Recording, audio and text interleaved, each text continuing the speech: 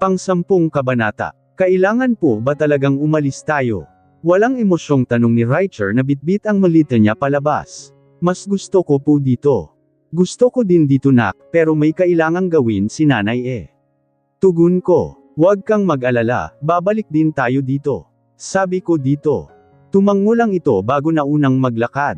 Kahit ako, ayokong tumira sa bahay na yon.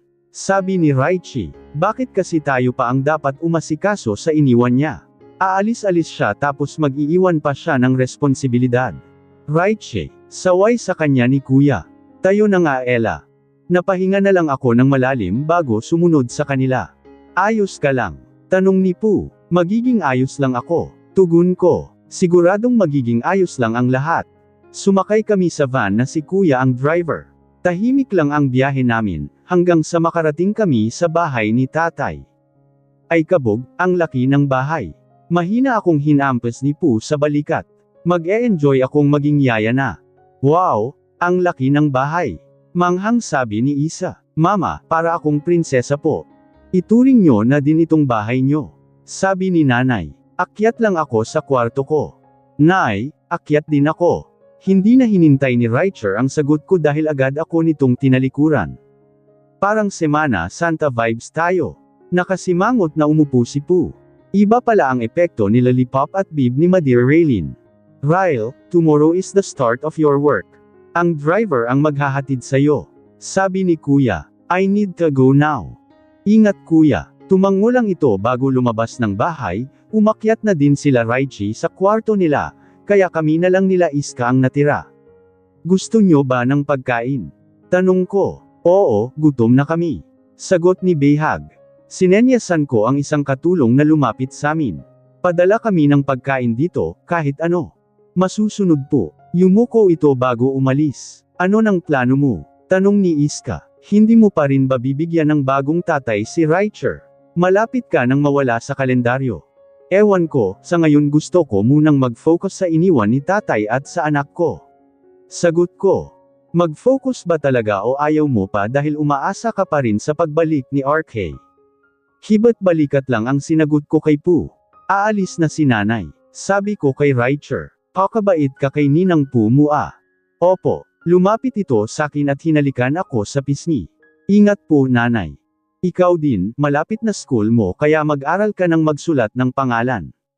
Tumanggo lang ito. Nginitian ko muna siya bago lumabas ng kwarto namin at bumaba.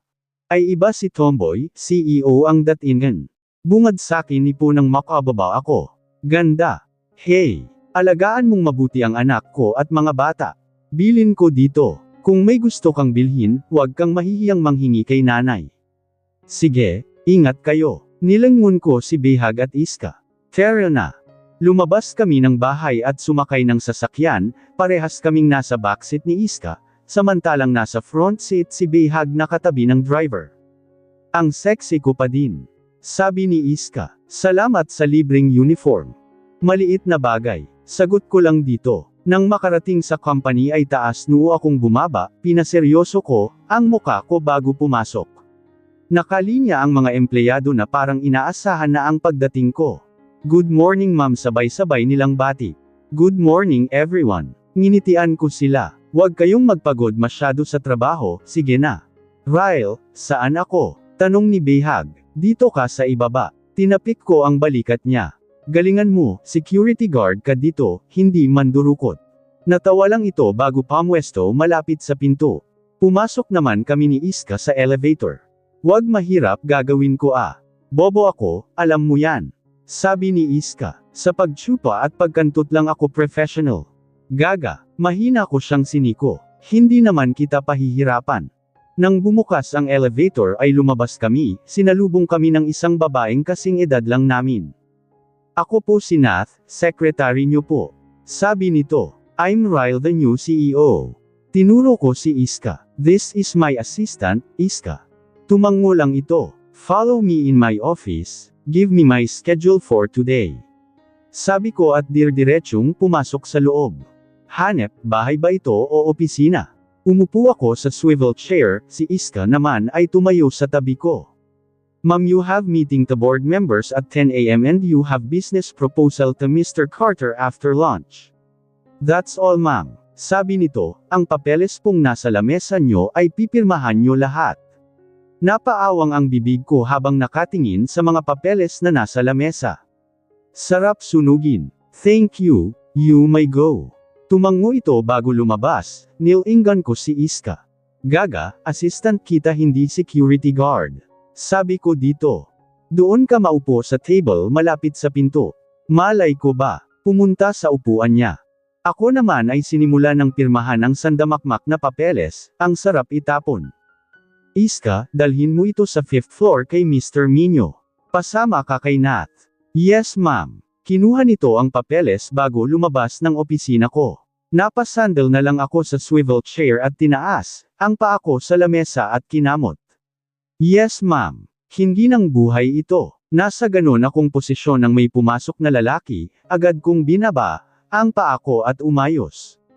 Sorry for not knocking. Kamot-ulong sabi nito. MSCEO, may papipirmahan po ako. Tumango lang ako, agad naman itong lumapit sakin. May nilapag itong papel sa harap ko na binasa ko muna bago pirmahan. Kamukhang kamukha ka ni Boss CEO. Sabi nito, ikaw si Ryle diba? Oo, sagot ko. Ako si Pio, co-CEO ako dito. Pakilala nito. Ngumiti ito kaya lumitaw ang dimple niya. Pamangkin ako ng tatay mo, ibig sabihin magpinsan tayo. Dagdag pa nito. Masaya akong makilala ka pre. Sige na alis na ako, bye. Kumaway ito bago lumabas. Kulit parang si lollipop ko. Ma'am sa conference room na po tayo. Sabi ni Nath. Yes. Tumayo ako at sinuot ang blazer ko. Nauna kong lumabas, kasunod ko naman si Nath at Iska. Huminga muna ako ng malalim bago pumasok ng conference room. May mga taong nakaupo doon, karamihan ay may edad na. Good morning CEO. Bati nila, good morning. Dumiretso ako sa upuan ko. I'm Ryle the daughter of Jefferson. Where's Jefferson? Tanong ng isang matandang babae. Something's happened to him. Sagot ko lang. I know y'all have doubt on me. But I will sure that I'll do my best to my work. I won't ruin this company. I don't have trust in you. Sabi ng isang matandang lalaki. I heard sa squatter ka lumaki. How can we trust in you? So, if you don't have trust in me then I don't care. Do you think I will let my father's company down? Inirapan ko siya. Laking squatter ako pero hindi ako bobo. Hindi na sila nakasagot kaya tumayo na ako. Kung may sasabihin pa kayo just come to my office. Diretso akong lumabas ng conference room, mga letsyeng matanda na yon. Nath, I need some copy of document in first floor team. Sabi ko dito. Iska, go to 6th floor I need the copy of their documents too. Yes ma'am. Sabay nilang sagot. Bumalik ako sa office ko, tinapos ko, ang proposal para sa Turkish ambassador na kaibigan ni tatay. Sabi ni kuya, mahalaga yun kaya kailangan kong paghandaan. Sobrang dami kong ginawa, saktong lunch na nang matapos ako. Lumabas ako ng office at nadatnan ko si Nath at Iska na nagchichikahan, mukhang magka-vibes na. Iska, Nath lunch tayo sa Jollibee libre ko. Sabi ko, tutal, after lunch makikipag-meet naman tayo kay Mr. Carter. Bet ko yan. Masayang pumalakpak si Iska. Tara na Nath. Sige po ma'am. Sumakay kaming tatlo ng elevator, agad kaming lumabas nang bumukas ito. Nagsiyukuhan ng mga empleyado nang makita ako. Kain na kayo, mamaya na ang work. Sabi ko sa mga ito. Saan kayo pupunta? Tanong ni Behag nang mapagbuksan kami nito ng pinto. May meeting ako. Sagot ko. Kain ka na muna. Sige, ingat kayo. Tuluyan kaming lumabas ng company, sakto namang huminto ang sasakyan ko. Sa front seat samantalang sa back seat yung dalawa. Saan kami magkikita ni Mr. Carter?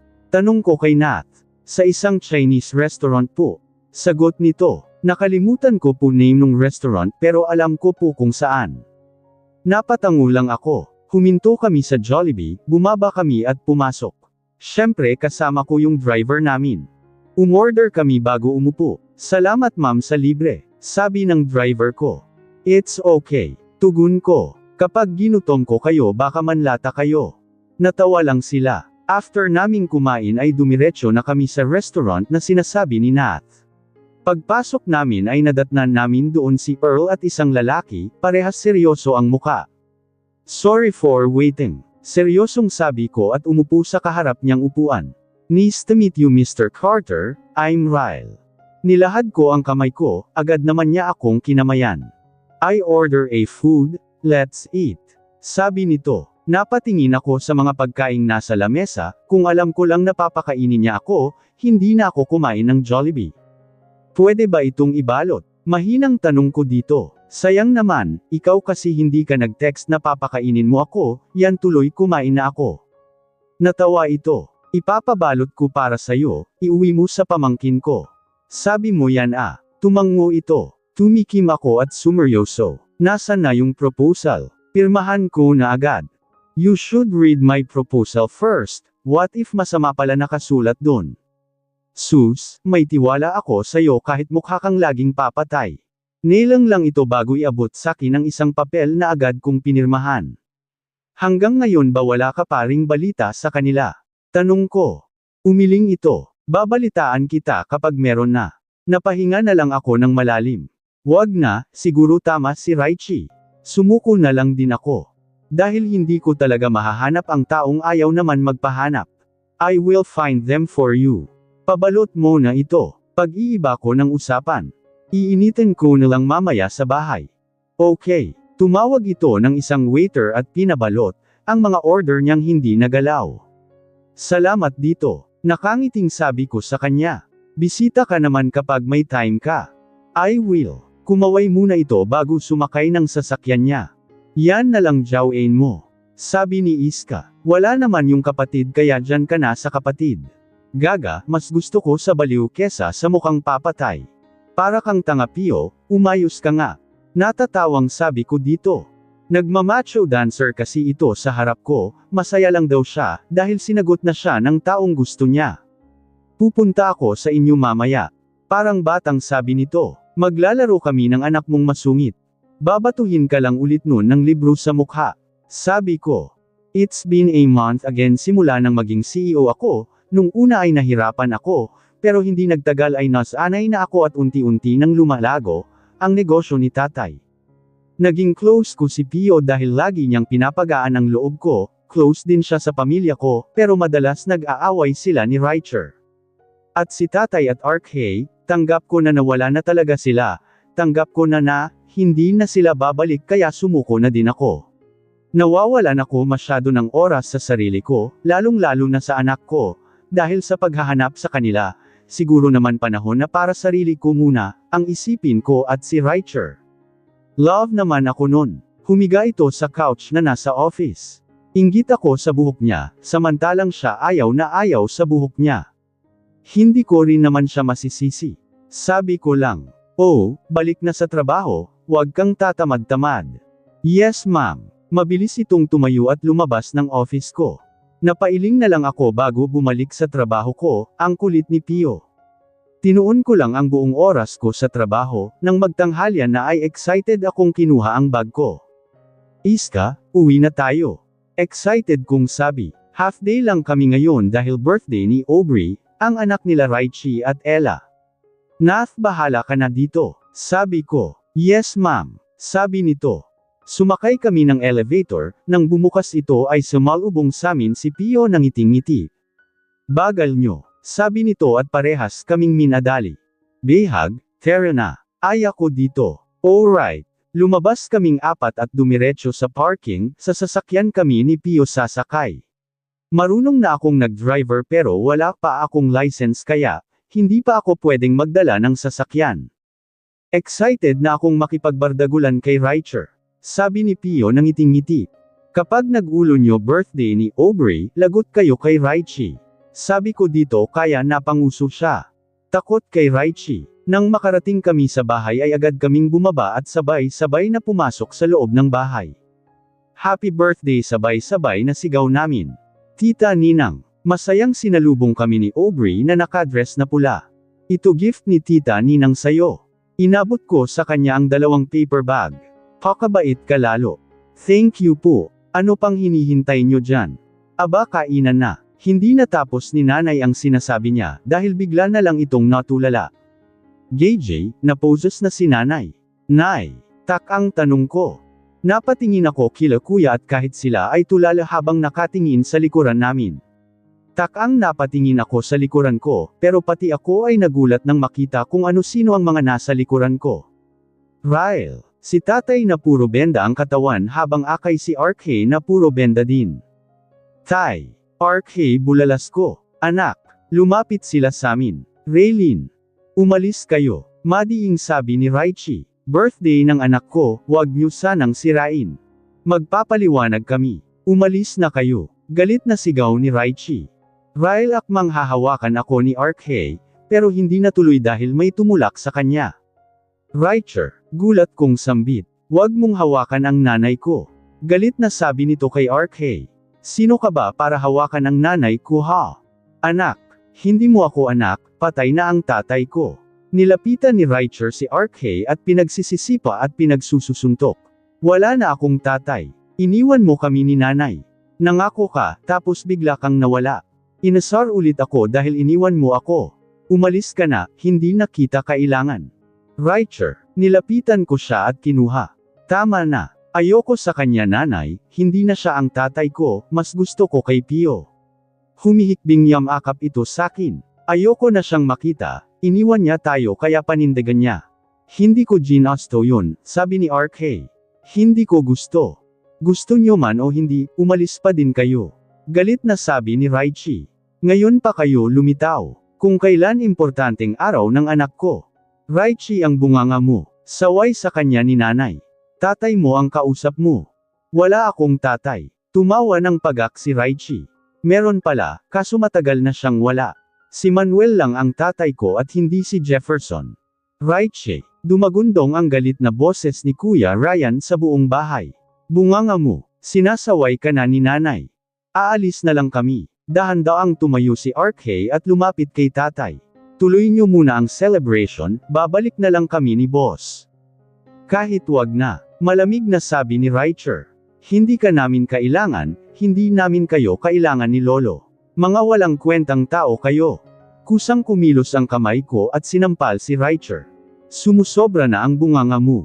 Galit kong sabi dito. Naiintindihan ko ang galit mo, pero nakakalimutan mo na ang paggalang mo. Sige magkampihan kayo. Umiiyak itong tumakbo patungong kwarto niya. Ryle, hindi mo dapat sinaktan yung bata. Mahinahong sabi ni Pio bago sundan si Raicher. Hinarap ko sila tatay. Tay, kung pwede po, wag niyo na muna kaming guluhin. Tanggap na po namin eh. Malungkot lang tumango si tatay bago akayin si RK palabas.